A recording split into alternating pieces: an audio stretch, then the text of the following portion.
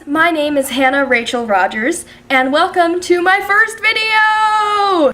I actually tried to film several videos already, over the course of several months actually. And I knew what I wanted to do for my first video, but I was hesitant to do it as my first one because I know that it's not gonna have this big following. I felt like it was what I needed to do for my first video. So, without further ado, I'm gonna tell you a story. In my sophomore year of high school, I was hospitalized in a mental facility. And I won't name the mental facility because I have some very nasty things to say about it. I will say that it is in Nevada, Reno, and if you are looking into going to a mental facility, please, like if someone you know, like just message me if it's in Nevada, Reno, so I can let you know, because I would hate for someone to go through what I went through. I was institutionalized, if you will. I was depressed, I was suicidal, and I had depressive schizoaffective disorder, which is on the schizophrenia spectrum. And I realized that the people that were there as patients were not the bad guys. There was a girl named Ariel there. She was there because she had severe anger management problems. She had kind of one person that she really adored there when I arrived. Her name was Evelyn. She was suicidal, she was a self-harmer, and she was anorexic. Ariel and Evelyn kind of just stuck together. So when I arrived, Ariel and Evelyn were already there, and they had formed this deep bond. And for some reason, they decided that I was welcome in that little cohesive unit. I felt just so honored that they would, these people who aren't terribly trusting or open would feel that I was welcome. That was really kind of them. But they took me under their wing, and I had Ariel's wrath on my side, which was definitely a nice thing to have, because it wasn't a friendly environment. The people that worked there, some of them were kind and some of them were not. One of the things that really didn't make sense to me was that if you misbehaved, you lost your food privileges for a meal or two. And so Evelyn misbehaved all the time because she was anorexic and she didn't want to have to eat. And they treated her just the same. And it was like, it seemed so foolish and counterproductive. But I learned something while I was there, and I learned it through adversity, not through therapeutic help. I didn't think that the place was therapeutic at all. It felt just like jail. Like I couldn't tell the difference. We were not treated as patients who would be let out. The whole point of the facility was for people to be able to recover. But that's not how we were treated. We were treated as permanent stay, live-in patients that would not be leaving, that had no chance of leaving. And when someone did leave, it was a really big deal. Like, even if we weren't really close with that person who was leaving, every patient applauded when they got to go. It was incredible.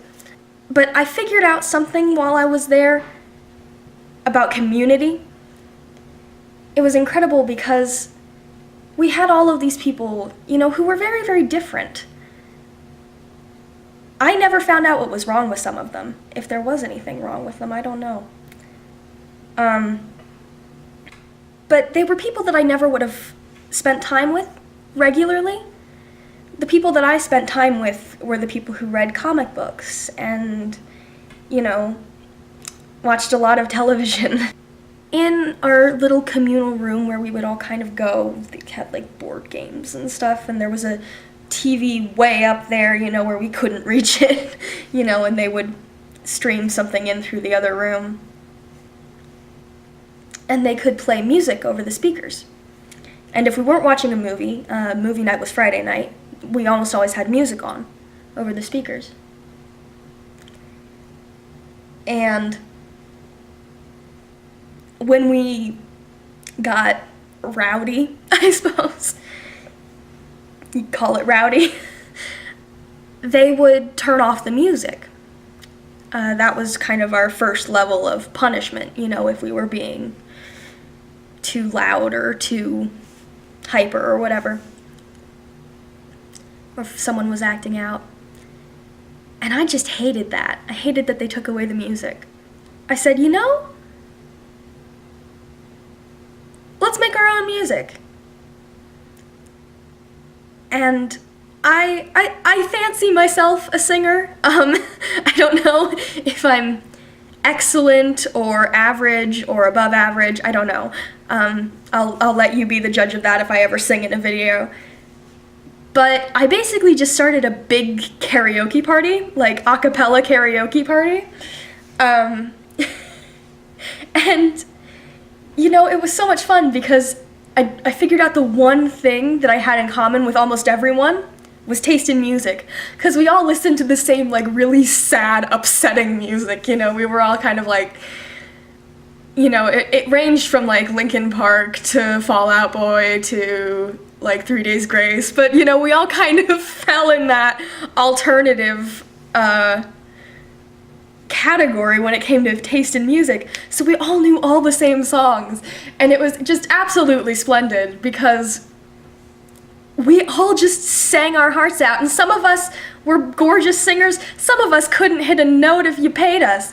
And we just let it happen. And it was so supportive and amazing because it was we all just came together in this moment to bring us some happiness in a situation that was otherwise pretty dismal. And I remember thinking, gosh, this is so nice, and I just wish that I could share this with the world, but I don't know if I can get out. And I formed incredible bonds with these people. I'll tell you a little something about me.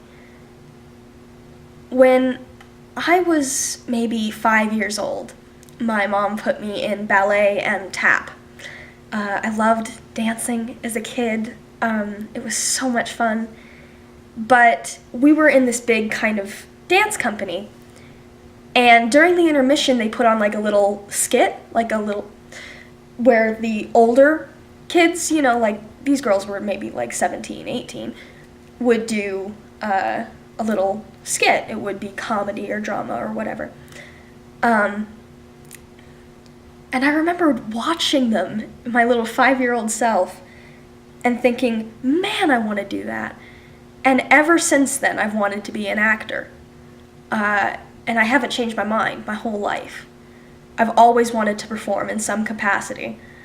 As anyone who's had a dream like that will tell you, the world shuts you down pretty fast. Your parents tell you to pick something more stable, more reasonable, more secure, more realistic. And I remember just being in a mental institute and thinking, I don't know if I can succeed in a secure field of employment, let alone, something that's as competitive as acting. And then a movie came on one Friday night. And one day, they played Iron Man. And it was a Friday just like any other. And I had seen Iron Man with my parents, once or twice. I grew up on Spider-Man, Tobey Maguire's Spider-Man, and I read the comics and I watched the TV shows and all that. I wasn't big into Iron Man, but, he was, I'd seen him in a few comic books, so I was like, okay, Iron Man.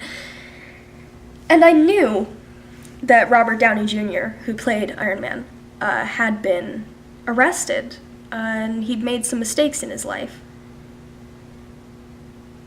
And I watched the movie, and I saw him just this incredibly successful actor now. And he went to jail. And I remember thinking to myself, if he can do it, I can do it. And from that day on, I just resolved myself, I will get out. And eventually I did. I remember when I was let out. I had another friend who had been hospitalized after I had arrived, Matt.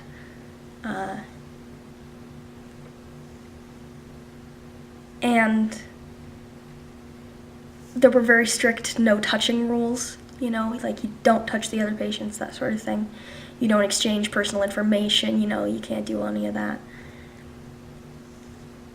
But on that last day, I was being let out, and I was standing outside our kind of communal room.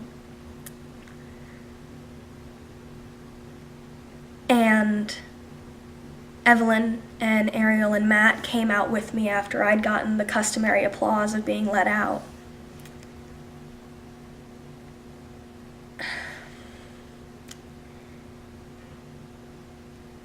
And I was just so daunted by this is goodbye forever. Because we couldn't even tell each other our last names. We couldn't Facebook, phone numbers, none of it.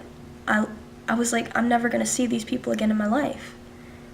And they've changed my life forever. Like, there is absolutely no way that I would be the person that I am today, that I would have been let out if not for them. And it was just this horrible, daunting thing to have to say goodbye to these people.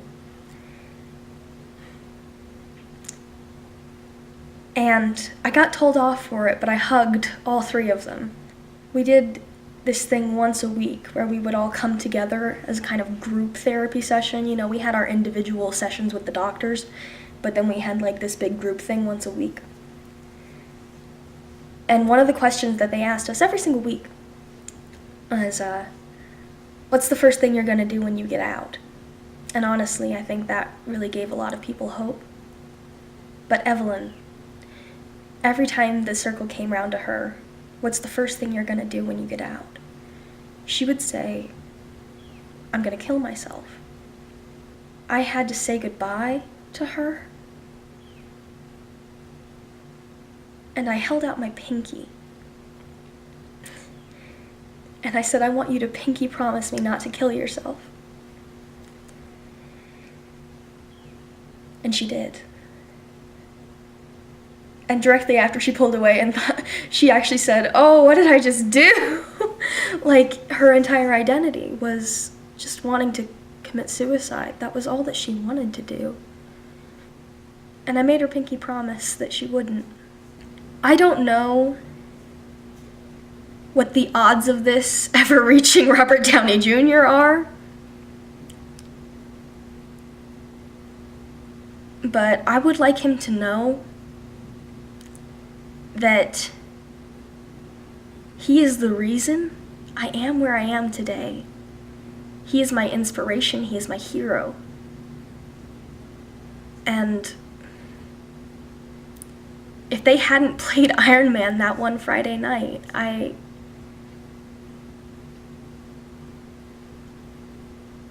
might still be there.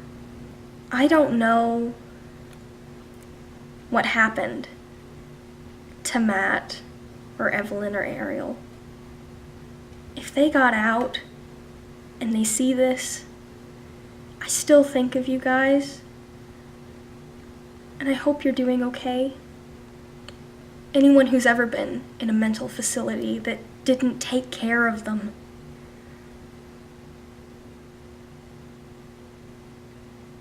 I wish all of the best to you and your family, and I know how hard it is. I get it. And it's not silly, you know, like whatever you need to do to figure your own life out, do it. Be who you are, love who you are. I had someone to look up to, and that was Robert Downey Jr. Find out what gets you through. And I guarantee that you will make it. It is possible to come back. Hey guys, thank you so much for watching all the way to the end of the video. If you did like it, please give it a thumbs up. Leave a comment down in the comment section. It makes me so happy. Subscribe, ring that bell if you want to see more content. I promise that all of the videos won't be as sad as this one. I pinky promise. Thank you so much for watching. Check out my other social media. It should be somewhere on the screen. Thank you so much, and I hope you have a great day.